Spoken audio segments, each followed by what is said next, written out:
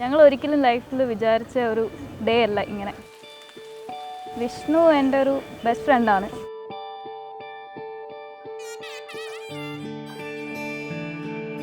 Husband എന്നുള്ള ഇതിൽ എനിക്കറിയില്ല, എനിക്കൊരിക്കലും അങ്ങനെ കാണാൻ പറ്റുമെന്ന് എനിക്ക് തോന്നുന്നില്ല. ഇപ്പോഴും എൻ്റെ ബെസ്റ്റ് ഫ്രണ്ട് തന്നെയാണ്. അങ്ങനെ തന്നെയാണ് ഞങ്ങൾ.